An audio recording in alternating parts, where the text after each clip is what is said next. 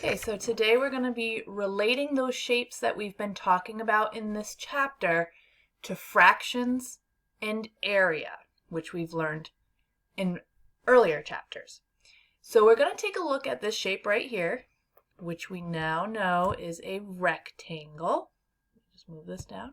Right here we have a rectangle. We're going to draw lines to divide the rectangle into 6 equal parts that each have the same area. Excuse me. So I know, looking at this shape, we can see that there are 3 lines. If we were to turn this into an array, we would have 3 rows. And I know, so I'm going to draw 3 lines to show those 3 rows. Here's 1 and 2. I'm going to draw 2 lines to show 3 rows. There we go. So we have 3 rows. And to turn this into 6, I know 3 plus 3 gives me 6. So if I cut this right in half, that's going to give me 3 equal sides, 3 equal pieces here and 3 equal pieces here. So now I have my 6 parts that have equal area. Each one has 1, 2, 3, 4. 1, 2, 3, 4. They all have 4 square units. So if we were to write the fraction that names each part of the divided whole, each part, here's one part, and here's another part, here's another part. Each one of these parts, because there are 6 of them, would be 6. So let's write that in here. Go right up to that spot. We're going to write in 6ths because we know that there are 6 parts, so each fraction would be a 1/6. Then if we were to write the area of each part, we have 1, 2, 3, 4. We have 4 square units for each part. So each one of these parts, let me get back to my letters. Each one of these parts is going to have an area of 4 square units. Oops, units. There we go. Okay, so we have 4 square units. Each one of these parts, we can see they all have 4 square units. So if we were to say the area of this 6th, it would be 4 square units. The area of this 6th, still 4 square units. So each 6th has 4 square units. They all have the same area.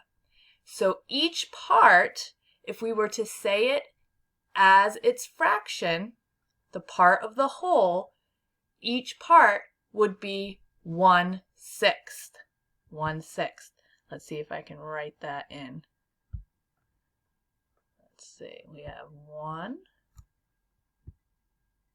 and we have a 6. Remember, the denominator tells us how many parts are in the whole, and then the numerator up here, oh, my little arrow came out pretty bad. The arrow up there tells me that that is my numerator.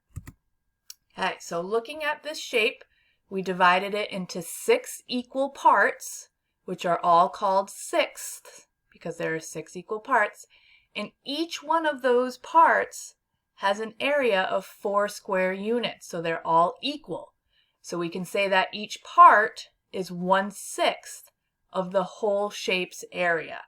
So if we were to take this part, it's 1/6 of the entire rectangle. Okay, so we are going to try one more. Let's take a look at another one. Oops. Let's try that again. There we go. We're going to look at this trapezoid. We have a trapezoid right here. And we're going to divide it into 3 equal parts. And each of those parts has to have the same area. So each part takes up the same amount of space. So I know that a trapezoid if I make a line here down to the middle, and then I make another line back up here, I now have 3 parts, and they each have the same, take up the same amount of space, so they all have the same area. So if I were to write a name of this new shape that I have right here, and that I have right here, and that I have right here, what would be the name of that new shape? I'll put the name of that shape right up here. That new shape would be a triangle. So I can see now that I have made 3 triangles. 1, 2, 3. So if I were to then write the fraction that names the area of each part, remember each triangle is one part of the trapezoid. If I were to name a fraction for one part of this trapezoid, I would have, and let's see if I can write this out again. Bear with me. Writing is not easy on this mouse pad. So we have 3 parts. So in my fraction, remember that denominator on the bottom tells me how many total parts there are. So that's going to be 3. And if I were to name one of these triangles, my fraction would be 1/3. So the fraction that represents each of these triangles is 1/3, 1 out of the 3 equal parts. So when we relate the trapezoid and turn it into 3 triangles, all having the same area, each triangle takes up 1/3 of the total area of the trapezoid. Okay, so we're going to continue talking about that. You're going to be, in your homework tonight, you're going to be looking at different shapes and how they relate with fractions and area. And just what we just did, you're going to make it equal parts, and then you're going to see each part makes up a certain part of the area of the whole shape. So I can say each triangle is 1/3 of the entire trapezoid. 1/3 of the area of the entire trapezoid. So we're going to continue with this in the homework that you're doing today.